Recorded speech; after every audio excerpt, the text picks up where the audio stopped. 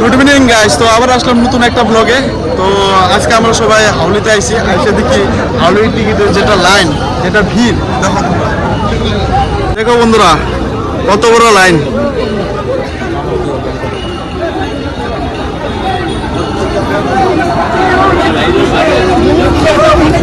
হাউলির টিকিটের জন্য মানে এত ভিড় হয়েছে, মনে হয় বাণিজ্য মেলা লাগছে। তো আমাদের সামনে দীপক সূত্রধর আমার ভাই আমার সামনে আইছে টিকিট কাটার জন্য। তো ওই ভাবতেছে এই লাইনে দাঁড়ায় অনেক টাইম নষ্ট হবো, তার থেকে ব্ল্যাকে টিকিট কিনে নেব। তো এরকম ভয়াবহ পরিস্থিতি। আমার মাঝে আছে গণেশ। মানে আসছিলাম সারাদিন কাজ করে, ভাবলাম দু একটা টিকিট তো কেটে নিয়েছে, বাড়ির সামনে আছে। তো এসে দেখি যে পরিস্থিতি, দেখে ভাবলাম যে নমস্কার দিয়ে চলে যায়। আমাদের কাজ ছিল মঞ্জাতে আরো বড় টাউনে, ভাবলাম আসার টাইমে হাওলির থেকে টিকিট কেটে যাব, কিন্তু হাওলির যেটা ভিড়, যেটা মানে অবস্থা দেখে আমি ডিফেন্ডার যেটা গাড়ি ফার্স্ট প্রাইজ ওরা আমি শত কোটি প্রণাম করি। তো আমাদের সাথে আছে দীপক সূত্রধর। তো ভাই কিছু বলবা এই মানে এই বিষয় নিয়ে? এই বিষয় নিয়ে বলার মতো আমার কিছুই নাই।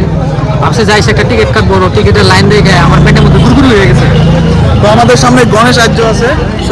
সারাদিন কাজ করে ভাবলাম যে আসার সময় একটা টিকিট কেটে নিয়ে যাই, এত কষ্ট করে কাজ করি। তো আমাদের সামনে এই এতজন মানুষ আছে। দাদা কিছু বলতে চান হাওলির টিকিট নিয়ে?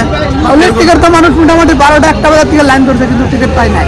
টিকিট 7টা বাজার থেকে দিব বলে বলছে, কিন্তু কিবা করে। কিন্তু আজকে টিকিট দিলেও 2টা দিব, তারপরে আর দিবে না। আজির পরে আর কাউন্টার বন্ধ। তো আজি এটাকেহে টিকট দিব, মাত্ৰ এটা টিকট পাব। যোৱাকালি দিছিল দুটা টিকট, তাৰে আগত দিছিল 4টা, আজি এটা লাষ্ট।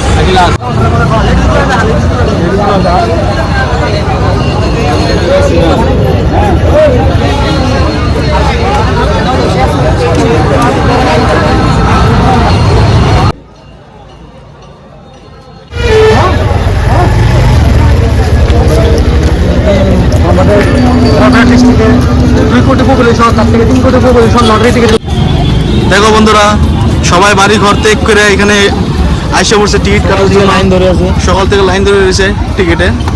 তো সবার আশা প্রথম পুরস্কারটা যে কে পাবে। তো আমাদের বন্ধু দীপক সূত্রধর কিছু বলতে চায়। দীপক ভাই কিছু বলো। আমাদের বরপেটা ডিস্ট্রিক্টে 3 কোটি পপুলেশন, তার থেকে 4 কোটি পপুলেশন টিকিট করতে হয়েছে।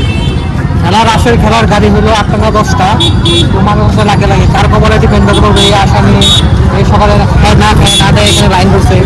আশা করি সবাই না পাই আমি টিকিটের পুরস্কারটা পাই, অত লাইন বড় আমি বলে আমি একটা ব্ল্যাকে কেটে ধরে যায়।